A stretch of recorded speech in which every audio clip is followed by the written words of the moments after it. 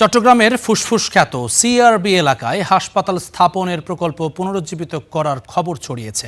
এতে উদ্বিগ্ন হয়ে আন্দোলনের ডাক দিয়েছেন সচেতন নাগরিক ও পরিবেশবাদীরা। শিরিষতলায় চলছে মানববন্ধন, সেখানে আছেন সহকর্মী সৈয়দ তাম্মিম মাহমুদ। সরাসরি তার সঙ্গে যুক্ত হচ্ছি, জানতে চাই বিস্তারিত।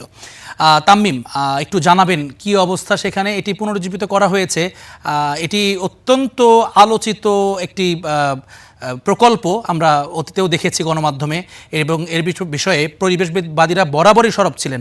এখন তারা কি বলছেন, আর প্রশাসনের ভূমিকা এখানে কি? একটু যদি বলে রাখি, 2021 সালে প্রায় 482 দিন এই সিআরবি রক্ষার জন্য আন্দোলন চলছিল। সেই আন্দোলনের একটি প্রেক্ষিতে কিন্তু দেখা গেছে আমরা সরকার কিন্তু এটিকে হেরিটেজের অংশ হিসেবে ঘোষণা করা হয়েছিল, এবং সেই সময় কিন্তু যে হাসপাতালের যে নির্মাণ প্রকল্প সেখানে সরে এসেছিল।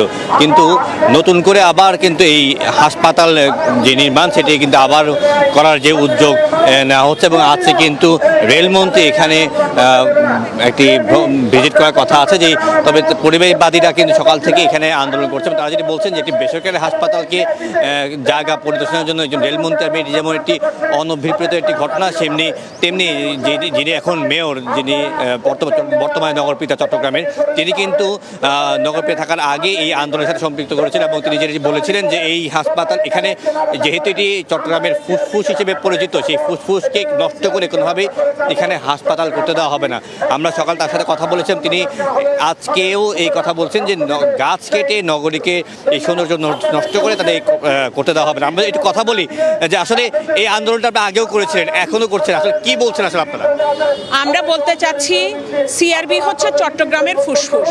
এটা শুধু বৃক্ষশোভিত একটা উদ্যান না, এখানে পাহাড় আছে, জীববৈচিত্র্য আছে। বিভিন্ন বিশ্ববিদ্যালয়ের উদ্ভিদ বিজ্ঞান এবং জীববিজ্ঞানের শিক্ষার্থীরা এই বৃক্ষ এবং জীববৈচিত্র্য নিয়ে তারা গবেষণা করে। আপনারা জানেন, চট্টগ্রামকে বলা হয় পৃথিবীর একমাত্র শহর যেখানে সাগর, নদী, সমতল ভূমি, পাহাড় আছে। তো এই এমন একটা হেরিটেজে যদি বাণিজ্যিক স্থাপনা হয়, তাহলে তো দেশের অস্তিত্ব হুমকির মুখে পড়বে। আমরা টাকা দিয়ে পাহাড় গড়তে পারবো না, আমরা টাকা দিয়ে এমন একটা শতবর্ষী বৃক্ষ নির্মাণ করতে পারবো না, কিন্তু চাইলে কয়েকশো টাকা দিয়ে আমরা গাছ কেটে ফেলতে পারবো, পাহাড়কে আমরা ধূলিসাৎ করতে পারবো, কিন্তু নির্মাণ করা খুব কঠিন। যেমনটা শুনছিলেন, তিনিও বলছেন যে এইভাবে আন্দোলন করে আসলে হয়তো আন্দোলন করা যাবে, সেক্ষেত্রে পাহাড় নির্মাণ বা গাছকে আবার এই এত শতবর্ষী গাছ নির্মাণ করা কঠিন হয়ে যাবে। তারা বলছেন যে এইভাবেই কোনোভাবে তারা এই প্রকল্প যাতে না গ্রহণ করে রেলওয়ে কর্তৃপক্ষ, এবং রেলওয়ে কর্তৃপক্ষের সাথে তাদের মন্ত্রী এবং প্রধানমন্ত্রীকে তারা আহ্বান জানিয়েছেন যে এই ওয়ার্ল্ড হেরিটেজের যে অংশ, সেই হেরিটেজকে যাতে রক্ষা করা হয় এবং চট্টগ্রামের ফুসফুস যাতে রক্ষা করা হয়। চট্টগ্রামের সিআরবি থেকে এই ছিল আমার কাছে সবশেষ সংবাদ। জেবলিন।